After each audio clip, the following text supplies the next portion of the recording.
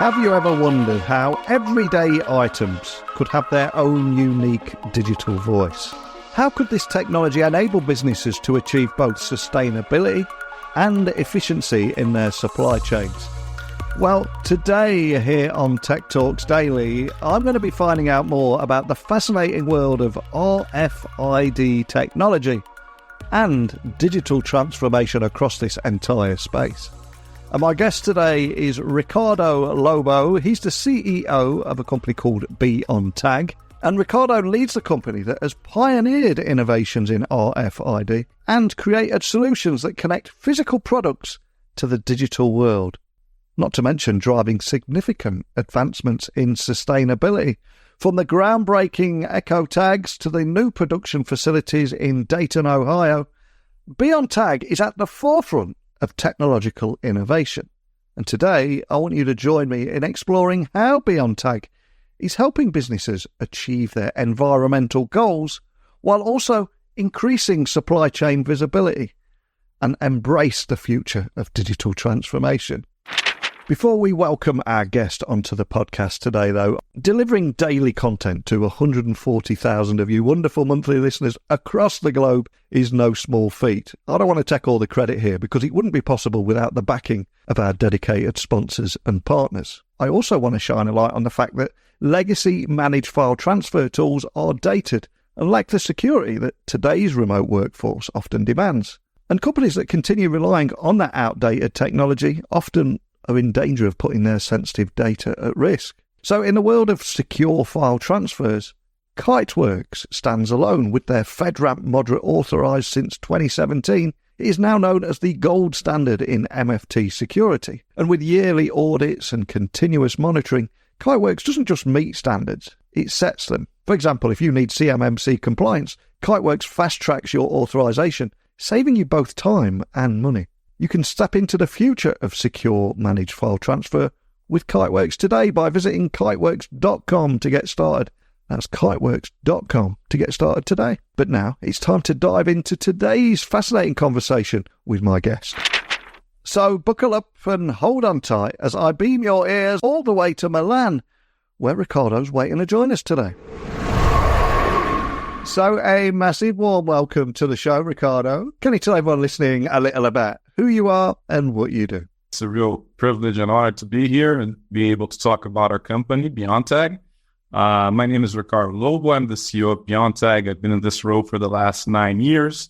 I'm an engineer by training, worked a little bit in fast-moving consumer goods and in finance, actually, before joining our company. And now back to more technical and managerial things over these last 9 years. So very happy to be here in Beontag. We are a company present in over 40 countries with over 20 factories spread out across the world. And we basically started off as a label stock company, so doing everything that will become a label one day. And so a lot of barcode labels, and with the advent of RFID technology and actually putting chips inside of tags, we pioneered in the RFID industry, so connecting items, so creating a digital voice for everyday items, connecting them to the cloud, to the ERPs of this world. And we play a key role in that, in transforming these day-to-day items to having their digital passports, the digital lives. And I'm so glad you said that, because I must admit my next question was going to be Beontag. What's that about? What's the name? What's the story behind the company? And straight away, I think all that makes sense. I think that the name came a little bit about that, right? We went through some M&As and we were acquiring some other companies, and we had to come up with one name that represented all of us together. And for sure, we were making tags. But there's much more to it. So we kind of came up with this Beontag thing to signal that we're doing things that are way beyond the normal tag, right? That's kind of how the name came up, as the tag themselves are completely changing in past years and are going to change even further in the future. I love that. And one of the things I try and do every day on this podcast is get people thinking differently about areas that surround them, that are dominated by tech, but they don't associate with tech. And I think those barcodes or tags, etc., is a great example of that. So at Beontag, what would you say your core mission is in this digital transformation of this space? Yes, absolutely. So basically, we want, when you think about the label business, we want to allow companies to present their products in their best possible form.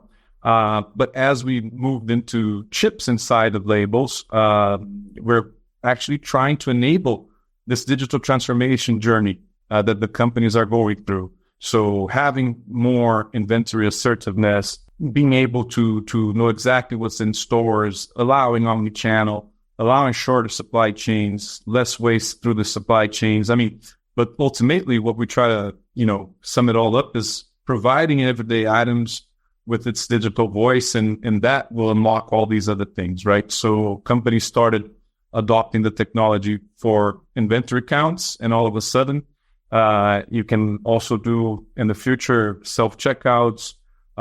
You can get rid of the security added, those hard disks because it's already built inside the tag. You can start having customer engagement because with NFC and dual frequency tags, you can tap with your phone and that will unlock authentication, also customer engagement for marketing purposes, a myriad of things, right? And now I would say with the digital product passport, that is actually a EU regulation, it allows for the whole life of that item to be connected, right, with the item. So what it was made out of, where it was made out of, when, and then be able to track it throughout its life cycle, and then even allowing secondary markets, peer-to-peer transactions later on, and the disposal of them at the end of it. And Beontag, you've been a pioneer in the RFID industry since, I think, 2005. And for anyone listening that's new to this space, RFID stands for radio frequency identification. It refers to a wireless system that's comprised of two components, tags and readers. And the reader is a device that has one or more antennas that emit radio waves and receive signals back from that RFID tag. But I'm curious, as someone right in the heart of this space, how have you seen the role of RFID technology evolve in recent years? And what unique values does Beontag bring to this field, would you say, here in this AI and digital age that we find ourselves? Sure. First and foremost, right, the big power of the RFID tag is that, as you mentioned, it's passive, right? It doesn't have a battery. It's powered by the radio, be it UHF or NFC, when we work with all frequencies. And so that's a very cheap way of giving you a lot of data, right? Because you don't need to beep one per one. You can read many at the same time. You don't need light to read them. You can read full palette of thousands of items in the same time. And then I would say that it started back in the day a lot about inventory assertiveness in being able to count quickly. So you would have data in your ERP, you suppose a retailer, but that not necessarily reflected what was in the distribution center at the shop, right? So with RFID, you can count them that much easier and more frequently, and then you know for sure what's at that shop. So if you want to enable, for instance, omni-channel so that the e-commerce can pick up from the store, well, you got to know what's in the store, or else they would pick up and it wouldn't be there. So that kind of things are enabled by this technology, right? Also, for instance, self-checkout, because you can go and put everything in a bin that is radio frequency enabled, and then it already knows, pops up exactly what's there, gives you the price. Then now, even if it's not self-checkout, it allows for faster checkout because the person, the shop clerk wouldn't need to beep all of the items, right? So all of these things help. In nowadays, it's moving towards, since you have a unique ID for the item, well, then you can know all the story of the item itself. So all these are the things that I was mentioning. So peer-to-peer transactions. So for instance, luxury items, you bought a very expensive, let's say, purse. You want to resell it because it has a lot of value, and you want to, let's say, buy it. But is it a real one? Is it the first transaction, the second transaction? It was impossible to know before, right? You would need an expert eye or something. And now this technology enables exactly that type of thing. And we've seen it being adopted by things that were very hard to count and had value, as the technology at the time was more expensive. So it's apparel and high luxury apparel. But now with it becoming much more affordable, we're seeing it in all sorts of apparel, non-apparel retail, and it's moving to parcels and services. It's moving to industrials. So auto parts, cars, it's also unlocking toll roads. You can have a passive UHF tag to open toll roads and pay for parking or gas. And you can have it also interacting with the end user, allowing these things, these other business models, renting, rebuying, repurchasing, and all those things. And when I was doing a little research on you before you came on the podcast, I know sustainability is a huge focus for Beontag as well. So are you able to share some of the steps that Beontag is taking to minimize your environmental impact and also help your customers achieve their ESG goals? Because it's such a huge topic right now, isn't it? Absolutely. And I think we always took this very seriously. So the way, when we started like 4 years ago in this journey, we really wanted to have, first and foremost, our program. So we wanted to inventory our emissions, our impacts, and really set targets for those, right? And that's exactly what we did. We signed the UN compound, and we set the targets for be it waste management, the creation and launching of sustainable products, our diversity goals and whatnot, and we're delivering against these goals that we set for 2030. But you brought up a point that is exactly where we focus a lot on. We want to enable our customers to hit their goals, right? So we want to launch sustainable products to help them do exactly that. So the RFID technology, in essence, is already helping because it's allowing for what we mentioned before, short inventories, more assertive inventories, so less risk of obsolescence, things being thrown out or not, or missed cases, and everything can be shortened, right? So just that is a big, let's say, saving of resources. But we want to do that in a more sustainable way as well. So we are, for instance, in the label stock side, we have the linerless technology, which is basically self-winding the label so that they don't have the liner that you have to throw away. In an RFID, we have the Ecotag, that is something completely, revolutionary, that is taking the PET aluminum away, that is the inlay inside, and reducing greatly the impact as well. And we know that the companies need data that moves the needle, so we're working as well a lot with LCA, so life cycle assessments of these items, so that they know for sure that what they're buying is actually helping to meet those goals. Because the goal now, they're serious stuff, right? You got to actually have data that backs what you're doing, right? So we work a lot on that so that we enable them to do that. And I also read that you've recently launched the Eco Tag. So just to bring to life everything that we're talking about here and help listeners understand how it might work in their world, how does this innovation, this Eco Tag, support sustainability in the fashion and retail industries? Any use cases or examples you can share around that? Absolutely. So the Eco Tag, every tag, RFID tag, usually has a PET, so a plastic inlay with aluminium antenna. That's where the chip gets bonded. And then that gets inserted in a normal label. It can be a stitchable nylon label, or it can be a sticker label, right? But our technology, we basically print the antenna on the back of the face stock of the paper. So it becomes fully paper-based and not with plastics anymore.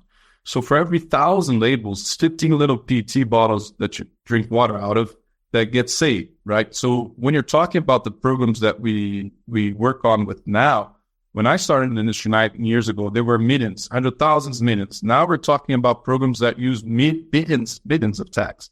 So imagine the impact that taking the plastic out has. So we're backing that up with the LCAs. We're working on those to enable our clients to use that technology. This technology is already live in the market. We have people in the luxury world using it, people in the mass apparel world using it, and now we're trying to introduce it to parcels and logistics as well, right? So really helping the clients with that. And of course, it needs to have the competitive price, the same price or cheaper, and it needs to perform the same way. And that's exactly what this technology can do.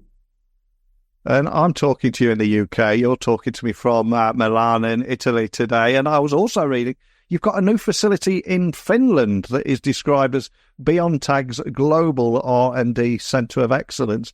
I'm not sure how much you can tell me about that, but any teasers on the kind of innovations that we can expect to come from this site? So we were fortunate throughout the company that we were originally in, the ones that we acquired, came with fantastic people and a lot of technology, and we were able to bring that to life together in Tampere. Tampere, Finland has a big history of being a hotbed for radio frequency, all the likes of Nokia back in the day. So a lot of expertise there on radio frequency, and that's where we concentrated our R&D efforts. Of course, we have R&D resources in our plants, be it in China, in Brazil, or in the US, or here in Italy. But there's the hub, right? And what we expect and what they're already doing, and we're very proud of our team, they're working on more frequencies. So as we move from UHF to dual frequencies, meaning that you have also an NFC frequency in the tag so that you can talk to cell phones, because now all the cell phones have NFC readers. But we're also working with Bluetooth Low Energy, which is cutting edge because everybody has Bluetooth and on laptops and also on phones. So that allows you to read from far away, just like the UHF technology, but without requiring investment in a UHF network because you already paid for the laptops or everything that it can read, cell phones that can read Bluetooth, right? So for sure, we're working on different frequencies. And the other thing that we're working on is different media. That's super important for RFID because we're trying to connect everyday items to the cloud and give them a digital voice. And the devil's in the details. Some will require a sticker. Some will require a sticker that can read through metal that will need to have the dielectric foams. Some will require to be embedded, like in what we're developing for tires that need to be inside and resist the pressure and heat that are involved in making a tire and then resisting the road for 200,000 miles or whatnot.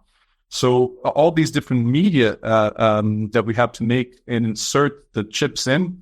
So this material science part is also part of what they're doing there, in allowing the technology to be spread across different user cases, different verticals, let's say. So and also of course trying to make these cheaper, thinner, easier to adopt because we want, of course, to massify the adoption, and it needs to be ever more sustainable, ever more cost competitive to allow it to hit more everyday items, right? 100% with you on that. And Beontag is also expanding your production capabilities with a new facility in Dayton, Ohio, I read too. So I'm curious, what strategic advantages does that facility bring, and how will it help enhance your overall production capacity? Anything you can share around that and what this means to you? Oh, for sure. So as we're talking about everyday items, people need just-in-time deliveries. They need short supply chains themselves, right? So we need to produce on every single continent, and we need to produce competitively, right? So we had already production facilities everywhere but in North America. So that was something fundamental for us to engage in large US-based programs, and that's exactly why Dayton, Ohio is being built. So it's an $80 million investment, and we'll have the label stock production integrated with our RFID sticker and tag production in the same facility. So there will be vertical integration, the best possible cost structure, and we will be able to engage large programs in mass retail and parcels and logistics, which is what is moving the needle and requiring all this just-in-time deliveries and, of course, great cost. So that's, I think, what we hope and we're working towards that Ohio will bring us. And we're very excited about this project. It's the biggest project we ever designed in one go in our company. And with the escalating sustainability and traceability requirements that we've talked about and all these things that are facing businesses today, how do you at Beontag help your clients balance those demands with the need for efficiency and profitability? I would imagine it is a much trickier balance than people might realise. Well, and that's, well, I would say a couple of things. There's a couple of angles to that question. So first, the technology itself allows for savings after an investment. So we got to help bridge them to clients, explaining the ROIs, explaining the user cases in other places. Because for sure, that's the point, right? Once you invest in the technology, you're going to fix the first pain point in inventory assertiveness. But you're going to also enable later on self-checkouts or customer engagement for your marketing department. And that's going to be paid for because you already did the hard work of putting up all the infrastructure, right? So that's one thing. And we got to make that process the most seamless as possible be it from the solutions that we do and the cost.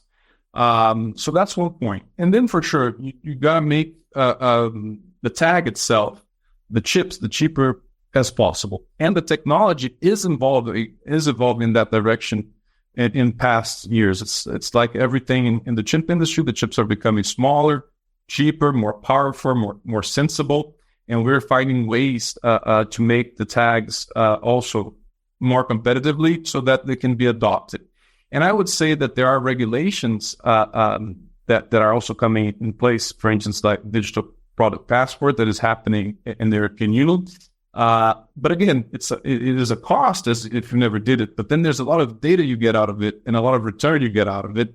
And we're trying to showcase exactly that and also help them with the software related to that so that the adoption is seamless for the customers, right? And when we develop something like the Eco Tag, I would say to the final point is that we know exactly what it is, right? Because we are also a manufacturing company and a software company. We know that it has to come at equal or lower cost and equal or better performance, or else it just won't move forward. And that's an ongoing position for us. And that's what we try to bring towards the market, right? So that we are bringing solutions that are not something crazy at all. They're actually something that will enable them to adopt with less impact and cost so that they can help them that balance, that it is indeed tricky. For any large corporation, when they're going to buy millions of tags, it's a cost just right there, right? But then we got to make all these returns happen and show them how it can be done and also make it the cheapest way possible for people to adopt, right? And one of the things I love about Beontag is you can't put you in a pigeonhole and say, well, this is what you do, because you're working with sector leaders and operate in such diverse sectors. We've talked about a lot of different areas today, but it's also including payments, smart cities and transport and so many other different areas. So just to bring to life everything that we've talked about today, are there any specific examples you can share of how your solutions have maybe transformed operations in some of these industries? So for instance, the subway tickets, right? That's one example. They used to be just paper, and then with the magnetic stripe, of course, now they are radio frequency enabled in many cities around the world, and we help many cities in the process. So we can mention Venice, for instance, where the Vaporitos use our technology, Dubai, Glasgow, and then you allow for all that data from different types of fare collection models to be possible. So a week, a month, discounts for elderly or for military, so all that information can be stored and the title can last for longer. And of course, much more faster, precise, contactless operation on the spindle, right? Which it seems not important, but when you have a lot of people trying to pass through the spindles, it's actually very important. And think about the Olympics now or events that have a lot of people, that helps. Also sporting events and whatnot. We have, for instance, toll roads. So we are in the biggest toll road programs across the world, where you allow the car to, open the toll and then, avoid the transaction with money in a much cheaper way than with the battery box, right? Doing it with passive technology or HF technology. We are, for instance, with Todd's, the luxury brand, doing leather goods and apparel, doing the digital product passport for them. So allowing them to start with that type of operation. So the software support that they need, how to embed it inside the purse, that kind of thing. With Bulgari, for instance, we're helping them with the customer interaction, so authentication, and then the customer being able to tap the item, and then that opening up promotions, marketing contact, and of course the authentication, which is super important for the luxury sector. We could talk about Volvo, for instance, where we do, they have a program that we put already a tag when they're forming the chassis, and then that has already all the information of everything that needs to be in that car, what type of leather seat, what type of sound, so they don't get the just-in-time wrong, and they avoid mistakes on the line of production, right? So that enables for better car construction. And now we're seeing big things happening in tires and parcels, and that's where we're moving next, I would say. So it's really a broad spectrum. And that's, I think, the exciting part of our company, that we get to talk to all these different sectors, helping them make better operations in general, right? Beautiful. I think that's a great moment to end on. But before I let you go, thank you for sharing your valuable insights and bringing this topic to life today. But, well, I'm going to actually try and do something for you here, and that is some of the biggest names in business, VC funding and tech have either been guests or maybe even listened to this podcast. So is there a person that you'd love to have a private breakfast or lunch with, and why? Because he or she might just get to hear this, and I'd love to see if we can manifest something as a little thank you for joining us on the podcast today. Who would it be? Oh, well, I don't know if he would be listening and if it would be possible. It's a high stake, I would say. But I'm admiring a lot in past years and trying to read a book about. But, from what I can get from Google and from business articles, I would really like to meet Morris Chang from TSMC. I think his life of having a very solid electrical engineer, chip designer career in Texas Instruments and starting TSMC in his 50s and bringing it to become the biggest chip producer in the world 34 years later is short. I mean, I never seen something like that in terms of entrepreneurship later on in life and so effectively in transforming an industry worldwide. I would love to know more about how he did it and how he thinks about business and life. For sure, right? That would be one that I could think about. Yeah, that is an absolutely fantastic choice. I'm going to throw that into the ether, into the universe. Let's see what we can manifest together there. And I do wonder, with the 6 degrees of separation thing, maybe between us, we can, there'll be a guy that knows a guy or a woman that knows a woman. We'll make something happen, hopefully.